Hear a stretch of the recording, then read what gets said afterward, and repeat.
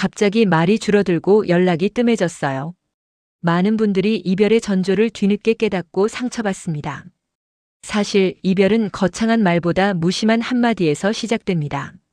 안녕하세요. 중년 심리 회복 상담을 20년 넘게 해온 이정의 상담사입니다. 오늘은 남성들이 관계를 끝내기 전 보내는 미묘한 신호들, 그 중에서도 말로 드러나는 이별의 언어에 대해 이야기 나눠보려 합니다. 이 영상에서는 남자가 감정을 끊을 때 가장 자주 쓰는 말, 그 말들이 가진 심리적 의미, 그리고 상처받지 않기 위한 우리의 태도까지 하나하나 짚어드릴게요. 이야기가 도움이 되셨다면 구독과 좋아요 부탁드립니다. 댓글에 숫자 7을 남겨주시면 그 짧은 한 글자가 저에게 큰 힘이 됩니다. 1. 감정이 식은 남자의 침묵은 이별의 신호다. 요즘 왜 이렇게 말이 없어졌지? 상대방이 어느 순간부터 말수가 줄어들고 연락도 뜸해진다면 단순한 피곤함일까요? 아니면 진짜 마음이 멀어진 걸까요? 감정이 식은 남자의 침묵은 단순한 조용함이 아닙니다. 그건 사실상 이미 시작된 이별의 방식일 수 있습니다. 서울에 사는 53세 윤 씨는 1년 가까이 만난 연인에게서 점점 차가운 기운을 느끼기 시작했습니다. 전엔 퇴근 후 매일 오던 안부 전화가 어느 순간부터 이틀에 한 번, 그리고 나중엔 일주일에 한 번으로 줄어들었죠. 처음엔 바쁘겠거니 했지만 그 뒤에 따라온 건 묵묵부답이었습니다. 그가 보인 침묵은 말보다 훨씬 무서운 감정의 종료였습니다. 특히 남성은 감정이 식을수록 말보다 행동으로 거리를 둡니다. 불편한 감정을 말로 표현하기보다 점점 침묵으로 빠져드는 것이죠. 그래서 요즘 일이 많아서 피곤해서라는 말로 포장하곤 하지만 실상은 더 이상 감정을 나눌 이유를 느끼지 못하는 것입니다. 이성 관계에서의 침묵은 종종 배려라는 포장지를 두르지만 그 안엔 이미 관계를 정리하고픈 마음이 자리 잡고 있는 경우가 많습니다. 말을 아끼는 이유가 상대를 위한 것이 아니라 자신을 위한 거리두기일 수 있다는 점 꼭 기억하셔야 합니다. 혹시 요즘 그 사람의 연락이 유난히 뜸해지고 만남이 줄어들고 침묵이 잦아졌다면 그건 단순한 일상의 바쁨이 아니라 마음의 거리를 벌리는 무언의 신호일 수 있습니다. 여러분은 어떻게 생각하시나요? 그 침묵이 진짜 의미하는 것은 무엇일까요? 요즘 너무 바빠서는 감정 단절의 시작. 요즘 너무 바빠서 미안해. 이 말 얼마나 자주 들어보셨나요? 처음엔 진짜 그런가 보다 생각합니다. 그런데 점점 반복될수록 마음 한구석이 서늘해지기 시작하죠. 바쁘다는 말 뒤에 감춰진 진짜 속내는 무엇일까요? 대구에서 자영업을 하는 58세 최 씨는 6개월 정도 만난 여성과의 관계에서 이 말을 자주 들었습니다. 처음엔 가게 일로 정말 바쁜가 보다 생각했죠. 하지만 주말에도 연락이 없고 특별한 날조차 잠깐 시간 내기조차 어렵다는 말에 조금씩 의심이 들기 시작했습니다. 결국 최 씨는 그녀의 마음이 이미 떠났다는 사실을 침묵을 통해 알게 되었습니다. 바쁘다는 말은 사실 관계에서 감정을 정리해가는 사람의 가장 흔한 회피 전략입니다.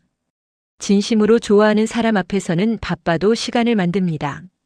왜냐하면 그 사람과의 관계를 소중히 여기기 때문입니다. 그러나 마음이 식기 시작하면 가장 먼저 줄이는 것이 정성이고 그 다음이 시간, 그리고 마지막으로는 말입니다. 그 모든 과정을 덮어주는 포장이 바로 바빠서라는 말입니다. 특히 이성 관계에서는 이 말이 너무 자주 등장하면 그건 감정의 단절을 암시하는 전조 증상입니다. 그 사람은 더 이상 당신의 존재를 일상의 우선순위에 두지 않고 있는지도 모릅니다. 요즘 바빠서라는 말을 들을 때마다 스스로에게 물어보세요. 정말 그 사람의 일정 때문일까요? 아니면 더 이상 나와 함께할 이유를 찾지 못한 걸까요? 이야기를 들으며 떠오르는 사람이 있으신가요? 지금 그 말의 진짜 의미 다시 한번 곱씹어 보셔야 할 때입니다. 3. 넌 너무 좋은 사람이야의 숨겨진 이별 메시지. 넌 너무 좋은 사람인데 내가 부족한 것 같아. 이런 말을 들었을 때 뭔가 이상하지 않으셨나요? 분명 칭찬처럼 들리지만 그 속엔 묘한 거리감이 느껴집니다. 이 말 사실은 이별을 위한 완곡한 선고일 가능성이 큽니다. 경기도에 거주하는 49세 박모 씨는 얼마 전 연인에게 이 말을 들었습니다. 당신은 정말 다정하고 배려도 넘치고 정말 좋은 사람이야. 그런데 난 왠지 잘 모르겠어. 박 씨는 처음엔 자신의 성격이나 행동에 문제가 있었던 건 아닌지 자책했죠. 하지만 시간이 지나며 깨달았습니다. 그 말은 박 씨를 위로하려는 척하면서도 사실은 관계를 끝내기 위한 준비였다는 걸요. 넌 좋은 사람이야 라는 말은 직접적인 상처를 피하면서 이별을 전하려는 사람들의 전략 중 하나입니다.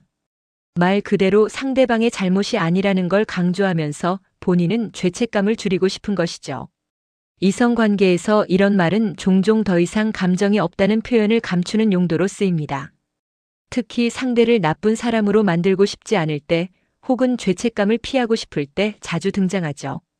하지만 진심으로 누군가를 좋다고 느낀다면 관계를 이어가고 싶다는 표현이 먼저 나올 것입니다. 이런 이별의 언어는 겉으로는 다정하지만 속은 차갑습니다. 여러분도 혹시 이런 말을 들은 적 있나요? 그 말이 아직도 머릿속을 맴돈다면 그건 아직 상처가 덜 아물었다는 신호일 수 있습니다. 좋은 사람이라는 말 뒤에 숨겨진 진짜 마음, 이제는 좀 더 냉정하게 바라볼 필요가 있습니다. 4. 나도 잘 모르겠어 라는 말의 심리적 회피. 나도 잘 모르겠어. 질문에 답을 피하는 듯한 이 말, 들었을 때 마음 한켠이 허전했던 적 있으신가요? 사실 이 말은 감정의 방향을 숨기고 싶은 사람들의 대표적인 회피 언어입니다. 서울에 사는 55세 이 여사님은 최근 연인과의 대화에서 이 말을 자주 들었다고 합니다. 지금 우리 관계 어떻게 생각해? 라는 질문에 돌아온 대답은 늘 같았습니다. 나도 잘 모르겠어. 그 말은 이 여사님을 혼란스럽게 했고 결국 그녀는 상대의 마음이 이미 떠나 있다는 걸 깨달았습니다. 단지 상대는 그것을 말할 용기가 없었을 뿐이었죠. 사람은 진심이 있을 때 모르겠다는 말을 하지 않습니다. 알면서 모른 척하는 이유는 단 하나, 관계를 끝낼 명확한 말 대신 책임지지 않는 회피를 선택했기 때문입니다. 이성관계에서 나도 잘 모르겠어는 결정을 미루고 상대에게 선택을 떠넘기려는 심리일 수 있습니다. 즉, 본인은 관계를 끝내는 나쁜 사람이 되기 싫고 상대가 지쳐서 먼저 떠나주길 기다리는 것이죠. 이 말은 상대를 고려해서가 아니라 자신이 불편해지지 않으려는 자기 보호에서 나옵니다. 그러니 그 말에 너무 깊이 의미를 부여하지 마세요. 그 사람의 마음은 이미 정해져 있을지도 모릅니다. 여러분도 혹시 비슷한 말을 반복해서 들으신 적 있으신가요? 그렇다면 이제는 묻지 말고 스스로 답을 찾아야 할 시간일지도 모릅니다. 5. 혼자 시간을 갖고 싶어의 진짜 의미. 나 혼자만의 시간이 필요해. 연인에게 이런 말을 들었을 때 처음엔 누구에게나 그런 시간이 필요하다고 이해하려 합니다. 하지만 이 말, 실제로는 관계를 재정비하거나 거리를 두려는 신호일 수 있습니다. 부산에 사는 46세 김모 씨는 연인에게 이 말을 들은 뒤 그녀가 갑자기 연락을 줄이기 시작하고 만남도 피하는 걸 경험했습니다. 그냥 혼자 있고 싶다는 말이 어느새 우리 잠깐 쉬자로 결국엔 각자의 길을 가자는 이별로 이어졌죠. 혼자 시간을 갖고 싶다는 말은 얼핏 보면 자신을 돌아보려는 성숙한 표현처럼 들립니다. 하지만 감정이 깊게 연결된 사이에서 이런 말이 나온다는 건 상대와의 관계에서 더 이상 안정감을 느끼지 못하거나 감정이 흐릿해졌다는 신호일 수 있습니다. 특히 이성 관계에서 이 말은 당신이 아니라 내가 문제야라는 식으로 책임을 흐리는 동시에 관계의 주도권을 가져가려는 의도가 숨어 있습니다. 상대는 감정을 정리하는 시간을 갖겠다고 하면서 사실은 자신만의 여유 속에서 이별을 준비하고 있을지도 모릅니다. 이런 말을 들었을 때 조금만 기다리면 다시 돌아오겠지라는 희망보다 정말 돌아올 의지가 있는지 차분히 바라볼 필요가 있습니다. 그 사람은 정말 자신을 돌아보고 있는 걸까요? 아니면 조용히 당신의 존재를 삶에서 덜어내고 있는 걸까요? 혼자의 시간을 갖자는 말 뒤엔 사실 혼자가 되겠다는 결심이 숨어 있을 수도 있습니다. 이 말 너무 쉽게 넘기지 마세요. 6. 이제 그 얘긴 그만하자라는 남자의 결정적 대화 차단. 그 얘긴 그만하자. 이 한마디의 대화가 툭 끊깁니다. 그리고 마음도 함께 멀어지기 시작하죠. 이 말은 더 이상 당신과의 감정적인 연결을 유지하고 싶지 않다는 결정적인 경계선일 수 있습니다. 인천에 사는 50세 박 씨는 연인과 갈등이 있을 때마다 그녀가 꺼낸 이야기를 이제 그 얘긴 그만하자는 말로 끝내버렸다고 합니다. 그는 설명하려는 그녀의 입을 막았고 감정을 털어놓을 기회를 단절시켰죠. 결국 그녀는 내 감정을 그 사람은 더 이상 받아들일 준비가 없구나라는 상실감의 관계를 정리하기로 결심했습니다. 이성관계에서 대화는 곧 감정의 연결입니다. 그 대화를 일방적으로 차단하는 건 감정을 끊겠다는 의지와도 같습니다. 특히 반복적으로 대화를 회피하거나 불편한 주제를 건너뛰려는 모습은 상대방의 감정을 무시하는 행위이자 관계를 더 이상 지킬 의지가 없다는 표현입니다. 중요한 건 이 말이 단순한 짜증이나 일시적인 피곤함에서 나오는 것이 아니라 지속적인 무시와 단절의 메시지로 반복될 때 그 뿌리는 감정의 종류에 있다는 사실입니다. 사랑은 때때로 불편한 이야기들을 견뎌내는 힘에서 깊어집니다. 그러나 그 얘긴 하지 말자는 말이 관계의 중심이 되면 그 사랑은 더 이상 성장하지 못합니다. 여러분은 이런 말을 들어본 적 있으신가요? 그 한마디가 얼마나 상처가 되었는지 스스로의 마음을 꼭 한번 돌아보시길 바랍니다. 7. 관계를 흐리게 두는 남자의 애매한 언어들. 그냥 지금 이대로도 좋아. 딱히 뭐라 정의할 필요 있을까? 이런 말 들어보신 적 있으신가요? 들으면 들을수록 혼란스러운 이 말들. 사실 이성관계에서 가장 조심해야 할 건 분명하지 않은 말들입니다. 서울에 사는 47세 장 씨는 8개월 동안 만난 남자와의 관계를 한 번도 연인이라고 부르지 못했습니다. 그는 늘 우리 사이, 뭐 이렇게 편하면 됐지라고 말했죠. 처음엔 그 말이 자연스럽고 배려심 있는 표현인 줄 알았지만 시간이 지날수록 그 말이 책임을 회피하는 장치였다는 걸 깨닫게 되었습니다. 관계를 흐리게 두는 말들은 겉보기엔 부드럽지만 그 속엔 책임지지 않으려는 회피와 거리두기가 숨어 있습니다. 특히 그냥 편하게 만나자, 서로 부담 갖지 말자 같은 말은 한쪽만 감정을 쏟고 다른 한쪽은 그 감정에 기대기만 하는 불균형한 관계를 만들죠. 이런 언어를 자주 사용하는 사람은 보통 관계의 깊이를 통제하려고 합니다. 상대가 더 다가오는 순간 슬쩍 뒤로 물러나면서 선을 긋는 것이죠. 그러면서도 완전히 끊지는 않기 때문에 애매한 관계가 계속 이어지고 결국 상대방은 이건 사랑일까? 아니면 그냥 혼자인 걸까? 라는 의문 속에서 지쳐갑니다. 이성관계에서 애매함은 배려가 아니라 명확하지 않으려는 계산일 수 있습니다. 관계를 이름 없이 유지하는 건 자유가 아니라 책임 회피입니다. 혹시 지금 떠오르는 누군가가 있나요? 그 사람의 언어가 분명하지 않다면 그 감정도 오래가지 않을 가능성이 큽니다. 8. 침묵이라는 가장 잔인한 작별 방식. 말도 없이 사라지는 사람. 아무런 설명도 없이 연락을 끊는 사람. 그 침묵은 단순한 무관심이 아니라 의도적인 감정 단절입니다. 이별을 말하지 않고 침묵으로 떠나는 것. 그것이야말로 가장 잔인한 작별 방식입니다. 수원에 사는 59세 오 씨는 1년 넘게 교제하던 남자에게 어느 날부터 연락이 닿지 않았습니다. 전엔 매일 같이 하던 연락이 며칠씩 끊기더니 급기야 메시지 확인조차 되지 않았죠. 전화도 받지 않고 이유도 설명하지 않는 그 사람. 오 씨는 아무 말 없이 끝나버린 관계 앞에서 오랫동안 상처를 안고 살아야 했습니다. 침묵은 때로 말보다 더 큰 폭력입니다. 이별의 말조차 없이 떠나는 건 상대의 감정을 배려하지 않는 무책임한 선택입니다. 말할 용기도 없고 책임질 마음도 없을 때 일부 남성은 이 침묵을 택합니다. 이성관계에서 침묵은 정리의 도구가 아닙니다. 그건 일방적인 단절이며 상대방에게 지울 수 없는 의문과 상처를 남깁니다. 말 한마디면 충분했을 상황을 침묵으로 덮는 건 관계를 가볍게 여긴다는 증거일 수 있습니다. 혹시 지금 아무런 이유도 없이 연락이 끊긴 관계가 있으신가요? 그 침묵을 혹시 무슨 일이 있었나? 라고 걱정하기보다 그 사람은 그렇게 떠나는 사람일 뿐이라고 정리하는 게 맞을지도 모릅니다. 침묵은 이별을 대신하는 가장 비겁한 방식입니다. 하지만 동시에 그 사람의 진짜 얼굴을 가장 정확히 보여주는 증거이기도 하죠. 9. 남자의 이별 언어에 휘둘리지 않는 태도. 내가 문제야. 지금은 연애할 상황이 아니야. 넌 너무 아까운 사람이야. 이런 말들 혹시 한 번쯤 들어보셨나요? 남자들이 이별을 말할 때 자주 사용하는 이 핑계의 언어들. 그 말에 휘둘리는 순간 우리는 스스로를 잃게 됩니다. 경기도에서 사는 52세 김 씨는 최근 한 남성과의 이별을 겪으며 지금은 내 인생이 너무 복잡해서 널 제대로 사랑할 수 없어라는 말을 들었습니다. 처음엔 그 말에 진심이 있을 거라 믿었죠. 하지만 얼마 지나지 않아 그 남성은 다른 사람과 함께 있는 모습을 SNS에서 보게 되었습니다. 남자의 이별 언어는 대체로 감정을 포장하기 위한 면피성 문장일 때가 많습니다.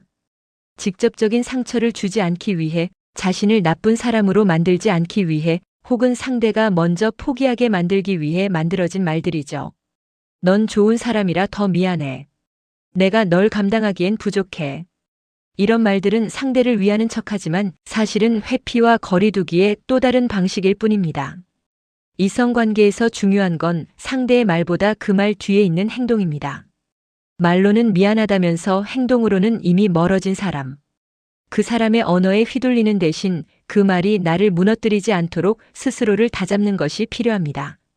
그 말이 정말 진심이었다면 그 사람은 떠나지 않았을 겁니다. 그 말이 정말 배려였다면 더 상처 주지 않는 방식으로 이별했겠죠.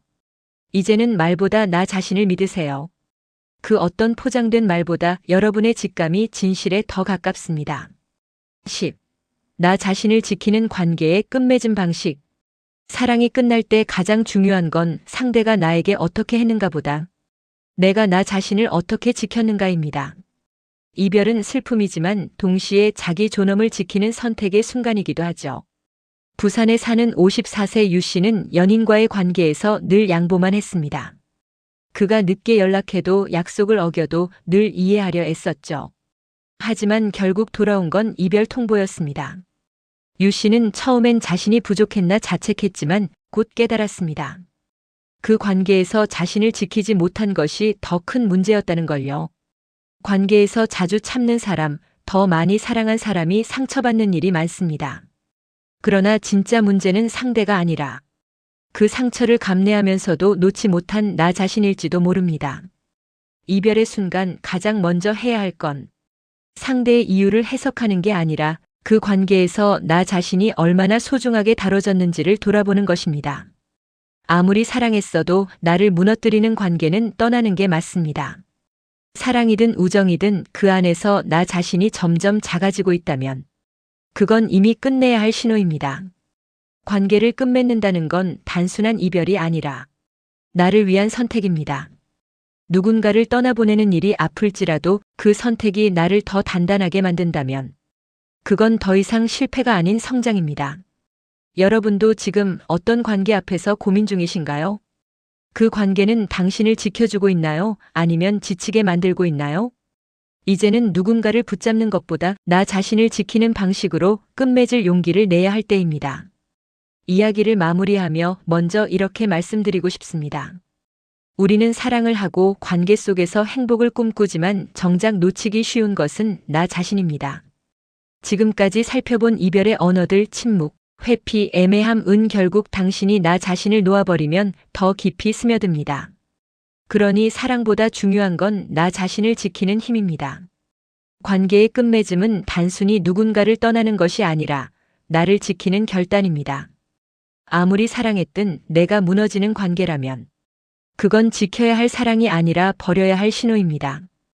당신은 더 이상 남의 말에 흔들릴 존재가 아니며 나 자신의 가치와 존재감을 지키는 주체입니다. 지금 이 순간부터는 누군가의 태도나 말이 아닌 내 안의 목소리에 귀 기울이세요. 나는 어떤 관계에서 살아가고 있는가? 그 속에서 나 자신은 어떤 존재였는가? 그 질문만으로도 이미 훌륭한 출발입니다. 여러분의 삶은 누군가를 위해 살아가는 것이 아니라 당신 자신이 더 온전해질 수 있는 방향으로 펼쳐져야 합니다. 그 길이 때로는 외롭고 두렵더라도 그 길을 택한 당신은 이미 강한 사람입니다. 이야기가 도움이 되셨다면 구독과 좋아요 부탁드립니다. 댓글에 숫자 7을 남겨주시면 그 짧은 한 글자가 저에게 큰 힘이 됩니다. 여러분은 어떻게 생각하시나요? 당신의 이야기도 댓글로 들려주세요.